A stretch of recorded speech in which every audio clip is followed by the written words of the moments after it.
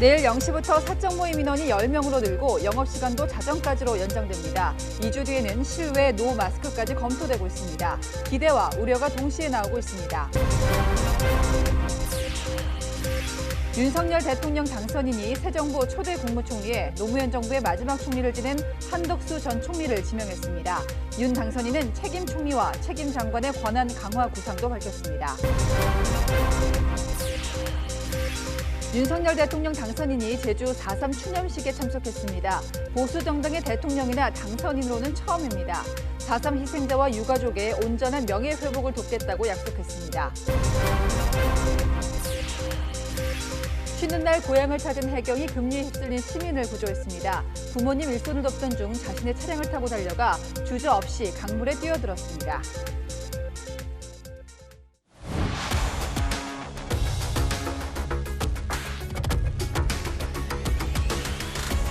시청자 여러분 안녕하십니까? 뉴스의 조수빈입니다. 코로나 속에 세 번째 봄이 찾아왔습니다. 마스크 너머로라도 봄을 느끼려는 발길이 이번 주말 곳곳으로 이어졌습니다. 2주 뒤에 정부가 야외에서라도 마스크 착용 의무를 없애주면 마스크 없는 봄은 조금 더 가까워질 텐데요. 기대도 되고 걱정도 됩니다. 봄맞이 소식부터 시작하겠습니다. 먼저 김정근 기자입니다. 대형 쇼핑몰 옆 야외 행사장에 긴 줄이 늘어섰습니다. 15m 규모의 대형 인형과 사진을 찍기 위한 겁니다. 카메라 앞에 선 시민들은 마스크를 잠시 내리기도 합니다. 벚꽃도 많이 폈는데 마스크 벗고 찍으면 되게 예쁘게 잘 찍을 수 있을 것 같고 소통도 되게 잘 될 것 같아요. 지금도 야외에서 2m 이상 거리 두기가 가능하면 마스크를 벗어도 되지만 기준이 모호해 실내외 구분 없이 마스크를 쓰고 있는 상황. 내일 0시부터 2주간 사적 모임 인원과 영업시간 규제가 완화되는 데다 오는 18일부터 야외 마스크 착용을 자율에 맡기는 방안이 검토되고 있습니다. 최종적으로는 실내 마스크 정도를 제외하고 영업시간, 사적 모임, 대규모 행사 등 모든 방역 규제를 해제하고 봄 기운을 즐기러 나온 시민들은 기대감을 드러냈습니다. 그동안 좀 답답한 면도 있었고 했는데 이제 마스크 벗고 좀 가족들이랑 편안하게 숨 쉬면서 놀러 다니고 싶고 이렇게 하나둘씩 조금씩 풀리는 거 보니까 조금 그래도 원래 저희가 일상이라고 생각했던 것과 비슷해지는 것 같아서 조금 기대감이 있습니다. 마스크를 벗기에는 아직 이르다는 반응도 나옵니다. 사람이 많이 있는 이런 행사가 진행되는 것 같은 경우에는 아직 조심스러우니까 좀 마스크를 좀 착용하는 게 안전하지 않을까 생각을 합니다. 실외에서는 감염 위험이 크게 낮아지지만 새로운 변이 가능성과 고령층, 기저질환자에 대한 대비도 필요하다는 목소리가 나옵니다. 정부는 2주간 상황을 지켜본 뒤 실외 마스크 해제 여부를 최종 결정하기로 했습니다. 채널A 뉴스 김정근입니다. 네, 이번엔 프로야구가 개막한 야구장 가볼 텐데요. 3년 만에 처음으로 관중석이 모두 열리고 치맥 응원도 돌아왔습니다. 이어서 정윤철 기자입니다. 가족, 친구와 나란히 앉아 열띤 응원을 보내는 야구 팬들. 코로나19에 따른 입장 인원 제한이 풀리면서 3년 만에 관중석이 100% 개방된 야구장의 열기는 뜨거웠습니다. 육성 응원은 금지됐지만 시원한 홈런을 보며 절로 나오는 환호까지 막을 수는 없었습니다. 코로나 때문에 조금 걱정은 되는데 그래도 많은 분들이 있어야지 약간 응원하는 분위기가 있고 그래서 야구장의 백미인 치킨과 맥주도 돌아왔습니다. 좌석 취식 허용으로 치맥 응원이 가능해진 겁니다. 야구의 치맥은 그건 뭐 진리죠. 맥주보이들도 모처럼 분주한 모습이었습니다. 일하는데 정신 없지만은 재밌는 것 같아요. 매점 앞은 먹거리를 사려는 줄이 늘어서는 등 코로나 이전의 모습으로 거의 돌아온 야구장. 어제 전국 5개 구장에 코로나19 사태 이후 최다인 6만 7천여 명이 입장하는 등 이번 주말 10만 명이 넘는 팬들이 야구장에 모였습니다. 모처럼 야구장을 찾은 팬들의 응원에 화답하듯 프로야구는 첫 주말 경기부터 뜨거운 승부가 이어졌습니다. 끝날 때까지 끝난 게 아니라는 야구 격언처럼 삼성은 9회에 6점을 몰아치며 극적으로 경기를 뒤집었고 38 노장 투수 노경은은 6이닝 무실점 호투로 SSG의 연승을 이끌었습니다. LG는 맞수 기아를 이틀 연속 제압하며 신바람 야구의 부활을 예고했습니다. 채널A 뉴스 정윤철입니다. 윤석열 대통령 당선인이 새 정부 초대 국무총리 후보자로 한덕수 전 국무총리를 지명했습니다. 어떤 인물이고 인성 배경은 뭔지, 또 국회 인사청문은 무리 없이 진행될 수 있을지 차례로 짚어보겠습니다. 먼저 이민찬 기자입니다. 윤석열 대통령 당선인은 새 정부 초대 국무총리 후보자로 한덕수 전 총리를 선택했습니다. 정파와 무관하게 오로지 실력과 전문성을 인정받아 국정의 핵심 보직을 두루 역임하신 분입니다. 경제, 통상, 외교 분야에서 풍부한 경륜을 쌓은 분입니다. 경제 안보 시대에 풍부한 국정 경험과 전문성을 바탕으로 내각을 총괄할 적임자라는 겁니다.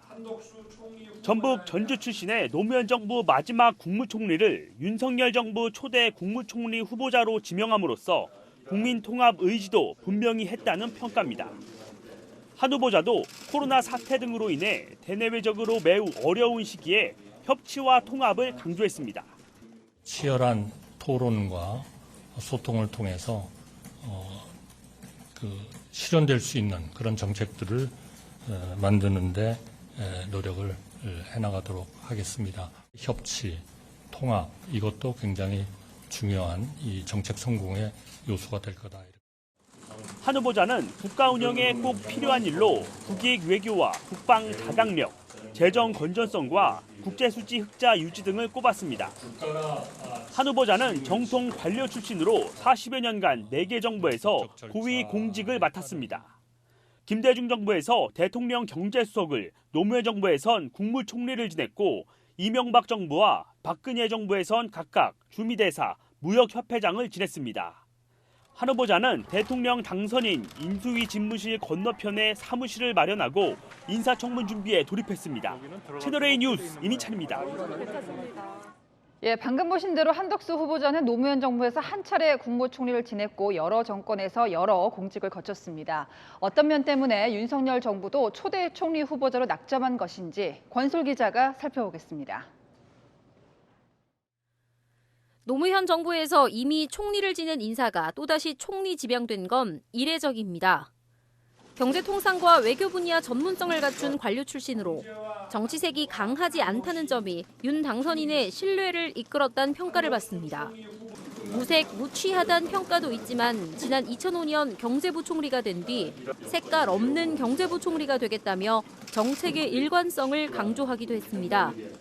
과거 보수와 진보 정권을 오가며 2차례 총리를 지낸 경우는 김종필, 고검 전 총리 2명뿐이었습니다.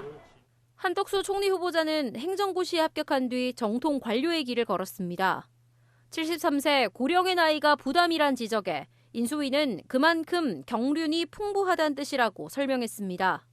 한 총리 후보자는 노무현 정부에선 국익이 우선이라며 한미 FTA 막판 협상을 성공적으로 이끌었다는 평가를 받았습니다. 적극적으로 만나겠습니다. 그것이 찬성을 하시던 분이건 반대를 하시던 분이건 제가 적극적으로 만나려고 하고 있고요. 이명박 정부에서도 주미 대사를 맡아 FTA 재협상을 요구한 미 의회를 설득해 비준을 이끌어내 한미 FTA 전도사로 불리기도 했습니다. 이 협정은 무역과 투자의 확대를 통해 양국 모두에게 고용의 창출을 가져오고 경제 성장의 촉진으로 사회 안전망의 재원을 확충할 수 있고 일벌레, 완벽주의자로 불리며 자기 관리가 철저한 걸로 알려진 한 총리 후보자는 현장을 강조해왔습니다. 자주 쓰던 말이 우문현답으로 우리의 문제는 현장에 답이 있다는 의미입니다. 채널A 뉴스 권솔입니다. 네, 똑같이 인사청문회를 하지만요. 장관은 국회가 반대해도 대통령이 임명, 강행할 수 있습니다. 하지만 국무총리는 다르죠. 국회가 동의를 해주지 않으면 아예 임명 자체가 불가능합니다. 특별히 한덕수 후보자를 낙점한 이유가 있다는 해석이 그래서 나오는데요. 이거는 아는 기자에서 곧바로 짚어보고요. 다만 한덕수 후보자라고 해서 당선인의 의도대로 통과될 거다 이렇게 단정하기는 이릅니다. 어느 정권에서 일했는지는 중요하지 않다. 민주당은 벌써부터 벼르고 있습니다. 윤수민 기자입니다. 더불어민주당은 윤석열 당선인이 한덕수 국무총리 후보자를 발표하자마자 송곳 검증을 예고했습니다. 과거의 전문성뿐 아니라 미래에 대한 통찰력과 과감한 결단력이 필요합니다. 국정 운영 철학과 능력, 자질을 국민 눈높이에 철저히 검증하겠습니다. 전북, 전주, 호남 출신의 김대중 노무현 정부 요직을 거친 것과는 별개로 전문성과 능력을 갖췄는지 따지겠다는 겁니다. 저희는 뭐 호남 출신이다 또는 과거에 전 민주당 정부에서 일을 하신 분이다. 이것이 전혀 고려 요소가 돼서는 안 된다고 생각합니다. 민주당은 인사검증 TF를 별도로 꾸리고 인사청문회 준비에 돌입할 예정입니다. 민주당 관계자는 첫 인사인 만큼 인사청문회조차 못 가게 검증하자는 분위기라고 말했습니다. 인사청문회를 거치기만 하면 대통령이 임명 가능한 장관직과는 달리 국무총리 후보자는 국회 본회의에서 반드시 인준투표를 거쳐야 하는 만큼 총리 인준을 통해 전국 주도권을 쥐겠다는 겁니다. 172석의 과반 이상 의석수를 가진 민주당이 반대하면 총리 인준은 물론 내각 구성까지 차질을 빚을 수 있습니다. 다만 정부 출범부터 발목 잡기에 나선다는 비판이 나올 수 있다는 점이 고민입니다. 임명동의안이 국회에 제출되면 국회는 20일 이내에 인사청문특별위원회를 구성해 인사청문회를 실시하고 본회의를 열어 찬반 투표를 해야 합니다. 채널A 뉴스 윤수민입니다. 네, 아는 기자에서 좀 더 자세하게 살펴보겠습니다. 정치부의 조영민 기자입니다. 자, 예상했던 인사가 났는데 네. 삼고 초려 끝에 지명한 후보라고요. 이 장제원 당선인 비서실장 말인데 그만큼 이제 어렵게 모신 인물이다 이런 점을 좀 강조한 것 같습니다. 이 원래 윤석열 당선인과 개인적으로 뭐 이어온 인연은 없다고 합니다. 이 다만 윤 당선인의 멘토로 꼽히는 정상명 전 검찰총장과 이 한 후보자가 공부 모임을 같이 할 정도로 가까운 사이로 알려졌습니다. 사적인 인연도 없었고 지금 보니까 캠프에서 활동도 하지 않았습니다. 선뜻 당선인이 총리 후보자를 임명했다 이해하기가 좀 어려운데요. 인연이 좀 있을 것 같은데요. 이 윤 당선인이 당선 이후에 이 인수위를 꾸리면서부터 위원장직에 거론했던 인물이 이 한덕수 총리 후보자였습니다. 안철수 위원장 임명 발표 직전까지도 한 후보자 이름이 계속 거론됐다고 합니다. 이번 총리 후보자 지명 과정에서도 윤 당선인이 가장 많이 언급했던 이름이 한 후보자였다는 이야기도 있거든요. 아예 인연이 없는 인사는 아니었을 거란 추측이 가능한 부분입니다. 네. 자, 시청자 질문을 저희가 좀 받아봤는데요. 네, 아마 이거 가장 궁금하시더라고요. 이제 진영과 상관없이 왜 여러 정부에서 등용을 했는가? 뭐 정부마다 여러 가지 이유가 있을 테고 또 여러 정부에 등용이 됐던 건 그만큼 능력을 인정받은 부분이 있을 텐데 이번 윤석열 당선인 입장에서 역시 가장 큰 건 이 총리 인준안 통과 가능성이 아니었을까 싶습니다. 이 국무총리는 장관들과 달리 국회 동의가 있어야만 임명이 가능한데요. 국회 절대 다수 의석을 차지하고 있는 민주당의 동의를 받아야만 임명이 가능하고 이걸 반대로 얘기하면 인준투표에서 부결되면 윤석열 정부 첫 인사부터 여소야대 국면을 넘지 못하는 꼴이 되는 겁니다. 전북, 전주가 고향으로 이 호남 출신이고요. 노무현 정부에서 경제부총리 또 국무총리까지 지내기도 했잖아요. 이 민주당이 벼르고 있다고는 하지만 반대해야 하는 사유가 명확하지 않고는 거부가 쉽지는 않아 보입니다. 자, 언론도 저희 언론도 그렇고 민주당도 검증을 시작할 텐데 부담감이 상당하겠습니다. 인사청문회마다 뭐 계속 등장하는 논란들이 이제 위장 전입 아니면 논문 표절 같은 것들이 있을 거고요. 또 본인뿐만 아니라 자녀 혹은 가족들의 문제가 불거지는 경우들도 있습니다. 이 상대적으로 한 후보자가 이런 검증에서는 좀 무난히 넘어갈 수 있다. 윤 당선인 측은 이렇게 보는 것 같습니다. 이 정통 관료 출신으로 이 다년간 공직 생활을 거치기도 했고요. 또 인사청문회 절차까지 경험해본 그 경우가 있기 때문에 또 이제 가족 구성 역시 많지가 않습니다. 이것 때문에 이제 뭐 자녀의 군복무라든지 아니면 상속 문제 이런 문제들이 거론될 소지 역시 없습니다. 그러니까 새 정부라 새 얼굴을 내세우기보다는 좀 안전한 카드를 선택했다라고 볼 수가 있을 텐데 또 다른 인선 이유가 있을까요? 이 윤 당선인이 정치를 시작하면서 했던 말이 좀 있는데요. 소개를 좀 드리고자 합니다. 대통령이 될 자신이 있다. 그런데 굳이 걱정이 있다면 대통령을 잘 못했다는 평가를 받는 부분이다. 이런 말을 좀 지인들에게 했다고 합니다. 경제, 통상, 외교 등 이 법률가 출신인 자신의 전문 영역 밖의 분야에 대한 보완이 필요하다 이런 취지에서 나온 말이라고 하는데요. 경제, 외교 안보, 통상, 대미 관계 이런 것들이 윤 당선인이 대선 기간부터 줄곧 강조해왔던 분야이기도 합니다. 예. 외교통상부 본부장, 또 대통령실 경제수석, 재정경제부 장관, 국무총리에 이어서 주미 대사까지 이 한 후보자가 가진 이력 자체가 네. 윤 당선인이 앞서 언급했던 중요하다고 했던 부분들과 좀 일맥상통하고요. 또 스스로 보완이 필요하다고 언급했던 부분들에 대한 이 보완제 역할로 충분하다고 판단한 부분도 네. 지명에 영향을 좀 줬을 것 같습니다. 저희가 이력은 자세히 소개를 했고요. 네. 뭐 어떤 인물인지 좀 일반인들이 이해할 만한 일화 같은 것들이 있을까요? 네, 몇 가지 좀 이야기들을 들어봤는데요.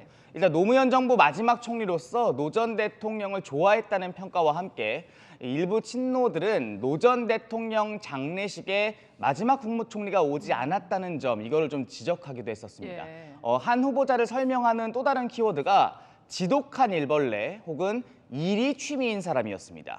김영삼 정부 당시 상공부 국장이었는데 네. 외교부가 미국과 이 자동차 관련 협상을 하는 중에 공식적으로는 자신이 협상에 참여할 수가 없자 개인 휴가를 내서 미국까지 간 다음에 이 상공부 일을 도왔다는 얘기도 있습니다. 이런 모습을 좀 좋아하지 않는 분들도 분명히 있겠죠. 그렇죠. 이 직원들과 밥을 먹는 경우가 많지 않다라는 얘기가 나오든가요. 아니면 밥 먹을 때도 좀 일 얘기만 너무 한다 이런 평가를 하는 부분들도 있었습니다. 예. 또 한 후보자의 출신지 이 전북 전주를 두고도 이런저런 말들이 좀 있는데 한 친노 인사는 필요에 따라서 서울 출신이라고도 한다 이렇게 말하기도 했습니다. 자, 어제 이제 서울 모처에서 3시간 정도 회동을 했는데 이때는 샌드위치를 먹었더군요. 어떤 이야기가 오간 것 같습니까? 대표적으로 거론됐던 얘기가 오늘 좀 소개되기도 했는데요. 장관을 지명하면 그 장관에게 차관을 추천할 수 있도록 그 권한을 주자. 이런 취지의 책임 장관제를 한 후보자가 제안했다고 합니다. 권한과 책임을 주면 그만큼 공직 사회가 활성화되고 분위기도 좋아지고 그야말로 일할 맛이 난다고 했다는 겁니다. 윤 당선인도 이런 취지에 공감했다고 합니다. 장관 얘기가 나와서 말인데요. 네. 이제 앞으로 내각 인사도 어떻게 될까요? 네, 이 국무총리 다음에 나올 인사 자연스럽게 경제부총리가 되지 않을까 싶습니다. 임종룡 전 금융위원장이 유력하게 거론됐는데 이 본인이 결국 고사했다고 오늘 한 후보자가 직접 확인을 해줬습니다. 현 인수위 기획조정분과 간사를 맡고 있는 추경호 의원과 최준경 전 지식경제부 장관, 또 인수위 경제 1분과 간사를 맡고 있는 최상목 교수 등이 후보로 검토되고 있습니다. 어찌됐든 당선인이 가지고 있는 인사 철학 이런 부분들이 좀 반영된 인사가 나올 텐데 이 내부 관계자는 당선인의 인사 철학 한마디로 능력과 화합이다 이렇게 전했습니다. 또 쇼하는 인사 안 한다 이게 당선인의 인사 철학이기도 하거든요. 여소야대 국면인 국회 상황에서 최대한 현역 의원 차출은 없도록 하자는 내부 방침도 있다고 합니다. 자, 인사 검증 돌파 가능성을 어떻게 볼 수 있을까요? 제가 이 민주당의 내부 기류를 좀 알 수 있는 관계자의 멘트를 좀 하나 준비했습니다. 5월은 이제 야당의 시간이 될 거다. 청문회에서도 몇 명 낙마시키고 우리 당 이름값 해야 한다. 그야말로 민주당이 좀 벼르고 있다. 이런 분위기를 느낄 수 있는 말이죠. 앞서 상대적으로 이 검증의 칼날에서 자유로울 수 있는 여지가 많은 게 이 한 후보자다 말씀을 좀 드리기도 했는데 한 후보자가 공직에서 떠나 있던 시절 행적들이 공격 포인트가 될 수 있습니다. 대표적으로 대형 로펌에서의 활동이 타깃이 될 수 있다는 얘기가 벌써부터 나오는데요. 이 고문료를 상당히 많이 받았다 이런 얘기들이었습니다. 지금까지 아는 기자 조영민 기자였습니다. 빨간 동백꽃, 우리 현대사의 비극이었던 제주 4.3의 상징이죠. 오늘 윤석열 당선인이 이 동백꽃을 가슴에 달고 4.3 추념식에 참석했습니다. 보수 정당 출신 대통령이나 당선인은 한 번도 찾은 적이 없는 이곳 추념식장에서 4.3의 아픔을 치유하는 건 대한민국의 책임이라고 말했습니다. 김단비 기자입니다. 윤석열 대통령 당선인이 4.3의 상징인 동백꽃 배지를 달고 제주 4.3 추념식에 참석했습니다. 4.3의 아픔을 치유하고 상흔을 돌보는 것은 4.3을 기억하는 바로 우리의 책임이며 화해와 상생 그리고 미래로 나아가기 위한 대한민국의 몫입니다. 추념사 낭독 후에는 유족들을 향해 허리 숙여 인사했습니다. 윤 당선인은 지난 2월 대선 후보 시절 이곳 제주를 방문해 당선인 신분이 되면 다시 오겠다고 약속했는데요. 2달 만에 제주를 찾은 윤석열 당선인은 4.3 희생자들과 유가족들의 명예 회복에 나서겠다고 강조했습니다. 생존 희생자들의 아픔과 힘든 시간을 이겨내온 유가족들의 삶과 아픔도 국가가 책임있게 어루만질 것입니다. 보수 정당 출신 대통령이나 당선인이 4.3 추념식에 참석하는 것은 이번이 처음입니다. 윤 당선인은 추념식 참석 의미를 묻는 질문에 당연한 것 아니겠냐고 답했습니다.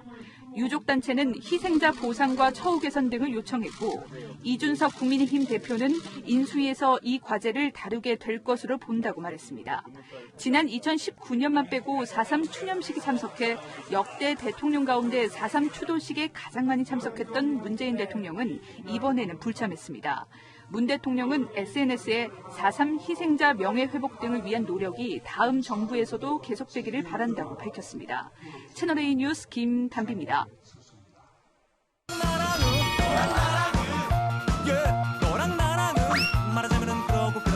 네, 여랑야랑 정치부 전혜정 기자와 함께하겠습니다. 첫 번째 주제 보겠습니다. 자, 뭔가 달라졌습니다. 오늘 제주 4.3 희생자 추념식이 있었는데요. 윤석열 당선인하고 박범계 장관 만났습니까? 네, 그렇습니다. 지난해 2월 두 사람이 검찰 고위 간부 인사에 대해 논의할 때 만난 뒤 그 1년 2개월 만에 만났습니다. 네. 이 당시에 윤 당선인은 검찰총장이었고 이 박 장관은 그때도 법무부 장관이었죠. 네. 그런데 신분이 이제 달라져서일까요? 오늘 두 사람 같은 공간에는 있었지만 네. 그때와 분위기가 사뭇 달랐습니다. 멀게만 보여도 서글픈 마음에 눈물이 흘러도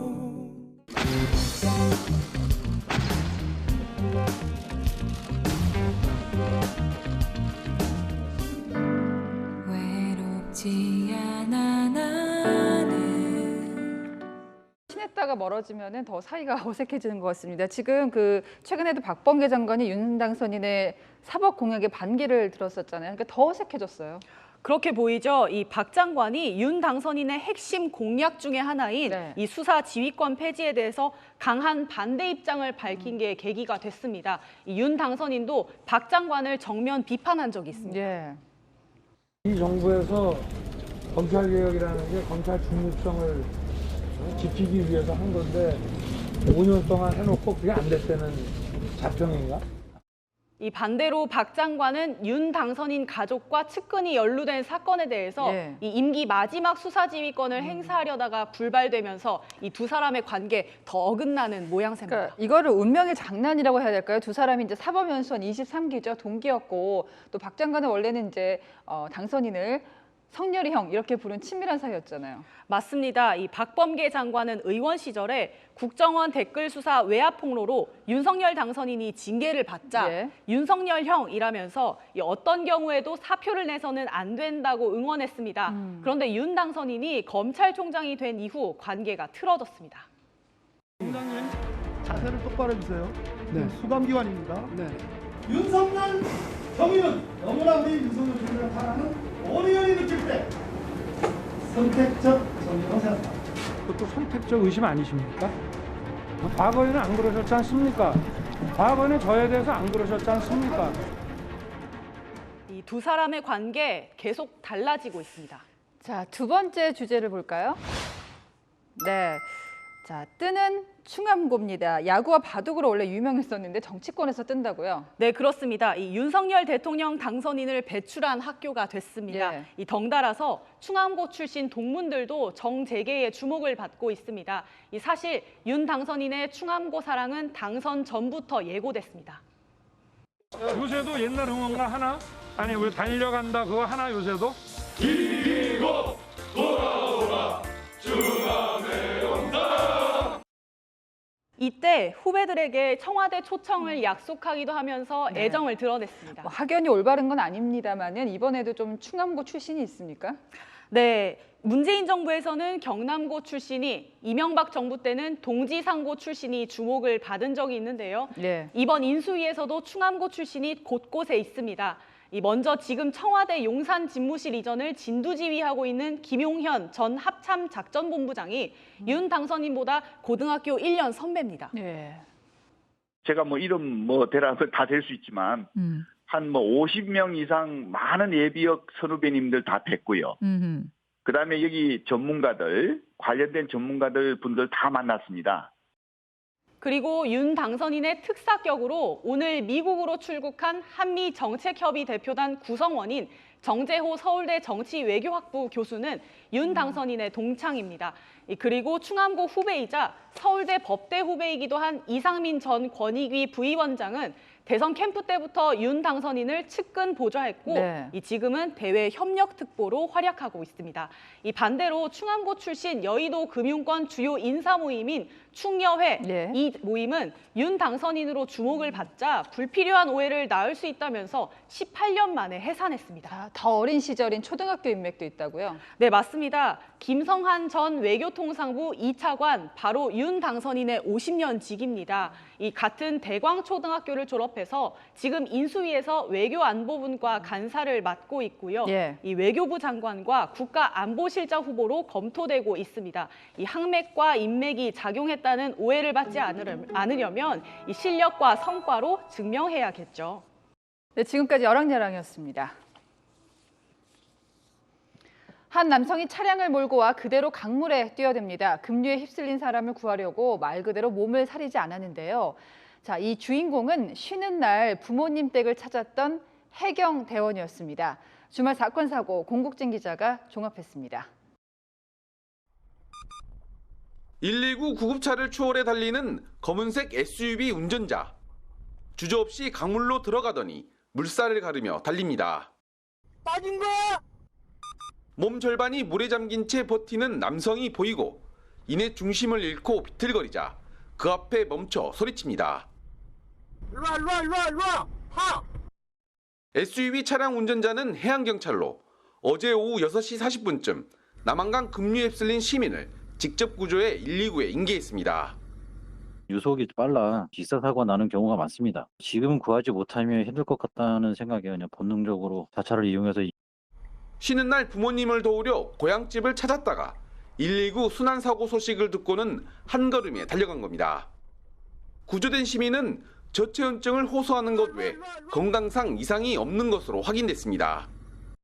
산 정상에서 연기와 함께 불길이 치솟고 헬기는 연신물을 뿌립니다. 전북 무주군의 한 야산에서 불이 난 건 어제 오후 3시 54분쯤. 헬기 8대와 인력 180여 명이 투입됐지만 강한 바람으로 5시간여 만에 불길이 잡혔습니다. 인명 해도 없었고 그런데 바람이 부니까 막 겁될 수가 없더라고요. 산림당국은 인근 양봉농가에서 병해충 방제 작업을 위해 불을 피우다 불이 난 것으로 보고 있습니다. 어제 오후 6시 44분쯤 광주 북구의 한 원룸에서 불이 나 50대 주민이 3도 화상을 입고 입주민 5명이 대피했습니다. 경찰은 화재 원인을 조사하고 있습니다. 채널A 뉴스 공진입니다. 네, 자가격리가 사라지면서 꿈 같던 해외여행, 이제 꿈이 아니게 됐죠. 저부터도 가고 싶은데요. 항공편이 모자릅니다. 언제나 그렇듯이 항공권 가격도 바로 뛰었습니다. 안건우 기자입니다. 인천국제공항 국제선 입국장입니다. 지난해만 해도 있었던 펜스가 사라졌습니다. 입국 시 자가격리가 면제되면서 생긴 변화입니다. 2년 동안 존폐기로 했었던 여행사들도 조금씩 숨통이 트이는 분위기입니다. 정부의 그 해외 입국자 대상 격리 면제 발표 후 해외 여행 수요가 한 2배 이상 증가하고 있는데요. 지난달 해외 항공권 예약은 직전 달 같은 기간보다 260% 넘게 늘었고 괌과 사이판 같은 대양주는 300%, 다른 곳도 200%대 증가율을 보였습니다. 큰맘 먹고 4년 만에 다시 하와이 가족여행을 결심한 조 씨. 정작 항공권 가격을 보니 망설여집니다. 그때는 국적기였는데도 한 100만 원 미만이었는데 지금은 200만 원 가까이 하는 것 같고 외국 항공사를 봐도 한 120에서 140 정도 하고 있더라고요. 고민하고 있습니다. 네. 가려는 사람은 많은데 항공편 숫자는 제자리이기 때문입니다. 시간당 40대였던 인천공항의 여객기 도착 대수는 2020년 4월 열대로 묶인 뒤 여전히 규제가 풀리지 않고 있습니다. 국제선 운항률은 평소의 10분의 1로 쪼그라든 뒤 좀처럼 나아지지 않고 있는 상황. 북미와 유럽 등 각국이 PCR 검사 면제까지 내걸며 빗장을 풀고 있는 것과 대조적이란 게 업계 설명입니다. 여행 수요 회복을 더디게 하는 방역 정책 규제 완화가 절실합니다. 국제선 운항 증편을 위한 정부의 정책적 협조도 필요합니다. 안 그래도 국제유가 급증으로 유류 할증료도 최고 수준인데 국제선 운항 확대마저 뒤처지면 각국 공항에 있는 우리 항공사 자리가 외항사에 넘어가면서 항공요금도 더 오를 거란 우려가 나옵니다. 채널A 뉴스 안건우입니다. 코로나19로 사망자가 급증하면서 장례식장이 너무 부족한데요. 유족들 입장에서는 날벼락이 또 떨어졌습니다. 코로나19 사망자 시신을 아예 안 받겠다 선언하는 장례업체가 속속 나오고 있는 겁니다. 왜 그렇게까지 할까? 전후 사정을 들어보니까요. 장례업계만 무작정 비난하기가 어렵습니다. 들어보시죠. 백승우 기자가 단독 보도합니다. 코로나19로 숨진 사망자를 수습하는 나일론 시신백입니다. 시신에서 나오는 체액이나 분비물 누출을 막기 위해 한번 밀봉하면 다시 열 수 없습니다. 수의는 시신백 위에 올려놓은 상태로 입관식이 진행됩니다. 이 부분만 열어서 고인분 얼굴 확인하시고 입관하는 과정을 진행하게 됩니다. 고인분이 모셔져 있는 안쪽은 개봉을 하지 못합니다. 코로나 전파 가능성을 차단하는 절차인데 이달 중순부터 폐지됩니다. 코로나 사망자도 비코로나 사망자처럼 염습을 하고 매장도 할 수 있는 건데 장례업계는 불안을 호소합니다. 전파 가능성이 없다고 말씀하시는데 분비물이나 체액을 직접적으로 접촉을 하기 때문에 위험성이 있다고 생각됩니다. 최소 6곳의 장례식장에서는 코로나 시신을 받지 않겠다며 보이콧도 시사했습니다. 안 합니다. 못 받습니다. 빼서 염습을 한다 이런 거는 저희들이 상상을 다 할 수 없습니다. 이거는 있을 수가 없죠. 사망자는 코로나 균이 나오지 않는다고 이야기는 하지만은 그게 어떤 검증된 일이 자료나 그런 것들이 사실 없지 않습니까? 우리 직원들도 다 난색을 표하더라고요. 정부가 장례업계 등과 협의 없이 코로나 장례 폐지를 발표한 것에 대한 비판도 나옵니다. 정부와 전문가들은 현재까지 코로나 시신에 의한 감염 사례 보고는 없었다는 입장입니다. 채널A 뉴스 백수입니다. 네, 한 달에 저희가 쓰는 마스크 값만 해도 부담된 지가 오랜데요. 이제는 자가검사 키트 값까지 걱정해야 됩니다. 물량은 좀 풀렸는데 가격이 왜 안 내려갈까요? 장하영 기자입니다. 유치원생과 초등학생 딸 둘을 둔 맞벌이 부부. 학교에서 직장에서 코로나 확진자가 속출하면서 자가검사 키트는 이제 생활 필수품이 됐습니다. 매번 그런 문자가 와요. 누가 확진됐다. 지금 빨리 키트를 해봐라. 그러면 당연히 4인 가족이니까 많이 필요할 수밖에 없는 거죠. 문제는 비용입니다. 4인 가족이 일주일에 2번씩만 검사를 해도 한 달이면 20만 원 가까이 듭니다. 하나에 6,000원이다 그러면 이게 이렇게만 액면가로 보더라도 조금 비싼 느낌인데 이게 차곡차곡 모이니까 생활에는 좀 부담이 되는 건 사실이에요. 한 사람당 5개까지만 살 수 있었던 키트 구매 제한은 사라졌지만 가격은 그대로라 소비자 부담이 큽니다. 정확도가 더 높고 비용도 5,000원으로 저렴한 병원 신속 항원 검사를 받겠다는 사람도 있지만 대기 시간이 부담입니다. 주 한 3, 4회 정도 수업 오기 전에 항상 하고 옵니다. 부담되긴 하는데요. 병원에서도 할 수 있다고는 하는데 항상 줄이 너무 길기도 하고. 현재 약국과 편의점에서 판매되는 검사 키트 공급가는 3,500원에서 3,800원 선. 기본 단가가 있잖아요. 금액도 정해져 있고 어떻게 할 수가 없어요. 과거 온라인에서 2,000원에서 3,000원대에도 구매가 가능했던 만큼 이제는 인터넷 판매를 허용해 가격 인하를 유도해야 한다는 지적이 나옵니다. 채널A 뉴스 장하연입니다. 굶어 죽을까 봐 탈출한 사람을 국가가 끝끝내 붙잡습니다. 중국, 그것도 경제 수도라는 상하이에서 지금 벌어지는 일이죠. 엄격함을 넘어 폭력적인 정책을 무엇 때문에 이렇게까지 밀어붙일까? 베이징 사공성경 특파원이 그 실태를 취재했습니다. 한 남성이 도시 봉쇄 중에 집에서 몰래 나오다 방역 요원에 붙잡힙니다. 남성은 주저앉아 울음을 터뜨립니다.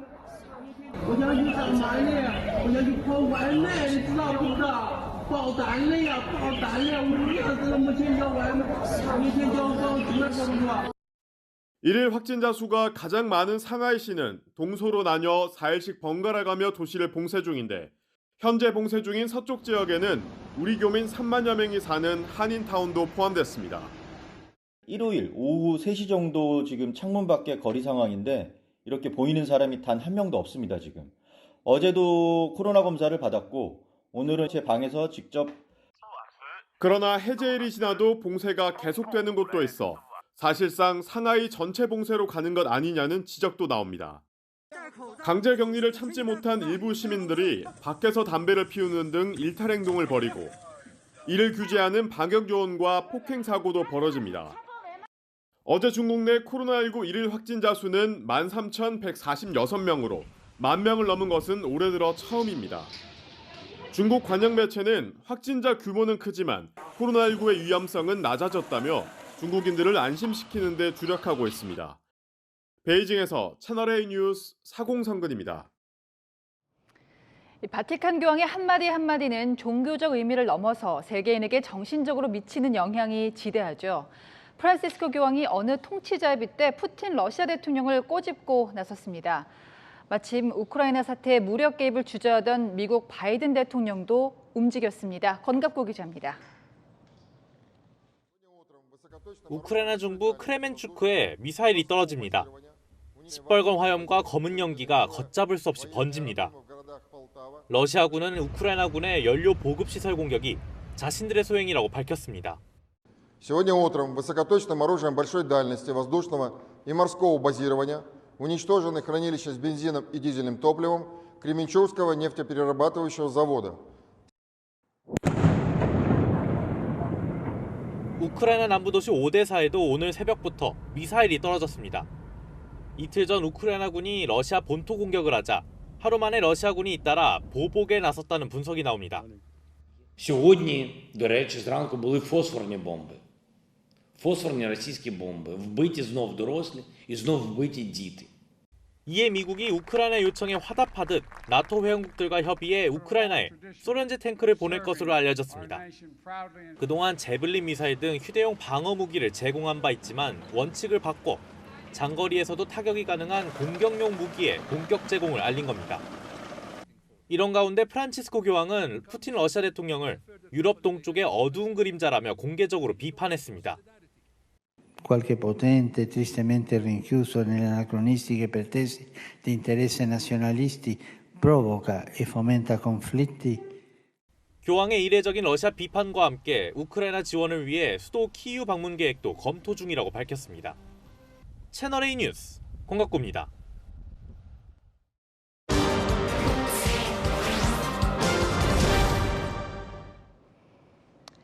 제2차 세계대전 같은 큰 전쟁이 있을 때마다 세계 경제는 파탄나지만 오히려 자동차나 항공기 같은 기술 산업이 크게 발달하는 계기가 되기도 했죠. 지금 우크라이나 사태가 그렇습니다. 많은 사람들을 빈곤과 공포에 몰아넣는 전쟁이 방위 산업만큼은 배를 불리게 하고 있는 겁니다. 이 씁쓸한 현실을 세계를 보다 김재혁 기자가 짚어보겠습니다. 우크라이나 본토를 공격하는 러시아. 이에 질세라 우크라이나도 드론 등으로 러시아군을 정밀 타격합니다. 끝나지 않는 러시아의 우크라이나 침공. 전쟁의 장기화는 세계 경제를 얼어붙게 했고 특히 세계 주식 시장은 변동폭이 커 불안한 상황이 이어집니다. In addition to the direct effects from higher global oil and commodity prices, the invasion and related events may restrain economic activity abroad and further disrupt supply chains. 그러나 방위산업 업체만큼은 굳건한 모습을 보이고 있습니다. F-35 스텔스기로 유명한 미국 1위 방위산업체 록히드 마틴사의 주가는 석 달 새 24% 올랐고 where an F-35 instantly shares critical information across air, land, sea, space, and cyber. 특히 전쟁이 장기화될수록 이번 전투에서 각광을 받은 무기 제조업체들의 주가도 잇따라 고공행진을 하고 있습니다. 최근 우크라이나 군수품 지원을 승인한 미국은 드론 제조업체 에어로바이런먼트의 폭탄 드론 스위치 블레이드 100기를 리스트에 포함시키기도 했습니다. 이 업체의 주가는 석 달 만에 52%나 올랐습니다. 전투 곳곳에서 위력을 발휘한 제블린과 지대공 미사일 스팅어 생산에 관여하는 레이테온 테크놀로지의 주가도 같은 기간 15% 상승했습니다. 자국 수호에는 현대식 강력 무기가 필수 불가결하다는 인식이 퍼지면서 각국의 무장 분위기도 잇따라 나타납니다. 재무장 기조로 돌아선 독일은 스텔스 전투기 구매 계약부터 체결했습니다.